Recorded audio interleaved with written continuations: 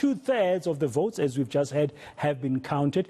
Cape Town expected to announce its results in the next hour. That's still to come. But with me in the studio now, I've got election analyst Wayne Sussman, just to take a look at some of these numbers. Wayne, good afternoon. First up, I just want to start with the national numbers and try and understand why there's been some big moves, okay? First up, before we do anything, I just want to show what we saw, what happened in 2016. Just the historical numbers that we can have a look at to see at the top part. That is in 2016 at national level, the top 5 parties. That's what we're projecting currently that we've got. You've got the ANC sitting at just under 54%. Then you've got the DA at the time just under 27%. That was their national share of the local votes at the time of municipalities. The EFF at 8% at the time. Then the Elephant, that's on the move today. The IFP at 4.25%. And then we had the African Independent Congress. That surprised many people at the time, with that just under 1%. So that was the picture in 2016. Today, when we said, can you give us some examples currently? Because the projections first, that the ANC and the DAs and the likes of it, where are they likely to end from what you know now, and why? Thank you, Dan. The ANC and the DA will finish well off that 2016 mark. So let's start with the ANC first. So the ANC will fall under 50%, which is a very significant number in this election, and a number which should put existential fear into the hearts and minds of the people who care deeply about the ANC. So how did the ANC fall from 54% to below that magical mark of 50% in this election? Let's go to Newcastle in Kwazulu-Natal.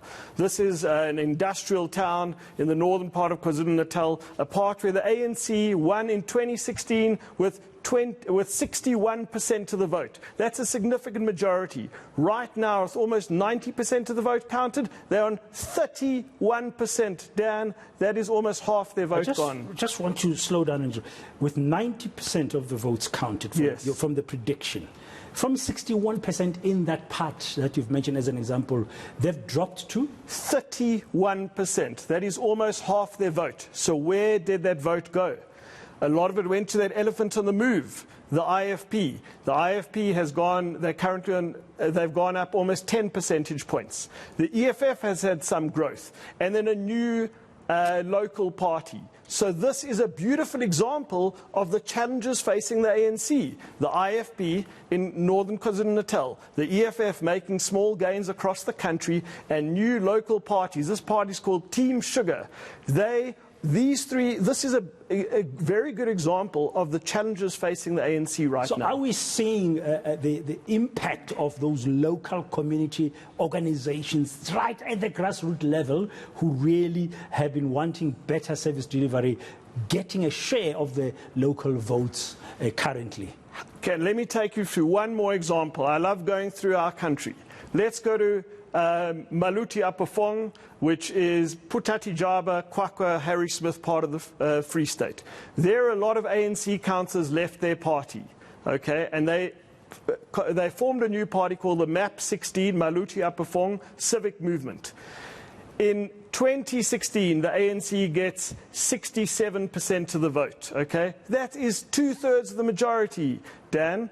Today, they are sitting on 40% of the vote because that party I've just told you about, MAP 16 Civic Movement, 28% of the vote. You do the math.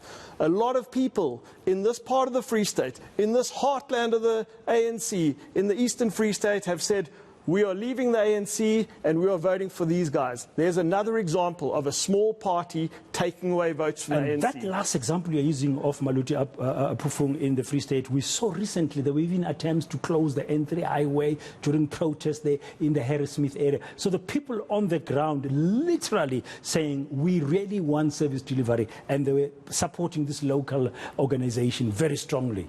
That's correct, and this is despite the fact that the President of the country and the President of the ANC campaigned strongly there. This party is likely to take over the council with its coalition partners. But that's not the picture everywhere for the ANC. I mean, we saw Buffalo City yesterday, this time, when we were looking at the predictions. They were already sitting at about 61%. They're very, very comfortable in Buffalo City. Correct. So, Dan, when we tell the story of elections, it can't just be the bad news. We've got to tell the good news. If you're an ANC supporter in Buffalo City today, you can be very proud of your party. Your party is going to probably have small gains in that regard. Another part of the country, Bushbuck Ridge and Mpumalanga, again, the ANC is going to grow there. So it's not doom and gloom for the ANC across the length and breadth of this country. There are pockets where the ANC is still doing strongly. Where else, besides Buffalo City, could you share with our viewers this hour that you are aware of where the ANC is likely to do well? I know that Fordsburg, Mayfair and Johannesburg, the ANC won an award off the DA. So we can look at areas like Dikgatlong, Berkeley West in the Northern Cape. We can go to different pockets of the country where the ANC support is holding strong. Lots of the Eastern Cape, Dan. The ANC is resolute in the Eastern Cape, and that's a good sign for them on the road to 2024. Now let's turn our attention to official opposition in the country, even in national politics. Currently is a DA, but in the local government election there, as we're showing our viewers, in 2016 they were second at just under 27%. There has been, up to yesterday I heard in the Western Cape, where the rural vote didn't go the way of the DA. What's the story there? I'm going to start off with another example. Let's go to the Lungkloof. That's the part of Eastern Cape called Karedo-Ubertina, very close to the Western Cape border. So the DA put a lot of efforts there. The ANC held on to all their seats. The DA lost 2 seats. Who did they lose those seats to? One to the Freedom Front, one to the Patriotic Alliance. That tiny municipality in the Eastern Cape sums up the DA's challenges. They're losing votes to parties who purportedly represent the coloured community, and they're losing votes to parties who purportedly represent the Afrikaans community. And we see similar trends like that happen across the country. So you've got these smaller parties doing their best. We call them smaller. I'm sure some of them in their local areas, they might regard themselves as not smaller. So will this kind of trend, as you're predicting the final results, be visible elsewhere as well?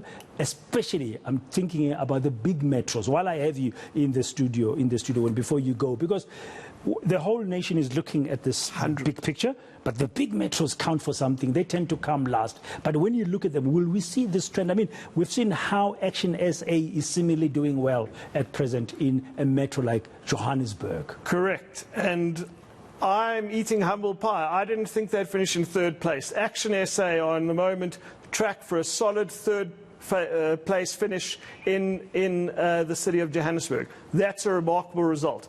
We go to, and they've obviously taken a lot of votes from the DA in the 3 Gauteng metros. We go to the Western Cape. Patricia de Lille's Good has taken some votes from the DA in the city of Cape Town. A party called the Cape Coloured Congress have taken some support from the DA. So the DA is affected by a lot of these parties across the metros. Yeah, I know you're a numbers man, but you've got good analysis. Before Bazugile shouts in my ear, my producer, I'm going to ask you one question. Could this be a watershed election for the country, just 3 years away from the next national general election, because of all of these emerging new parties, let's call them that, let's not use the word small parties, new parties everywhere in local government elections? Could we see this when we look back as a watershed election for this democratic country? This is certainly a watershed election.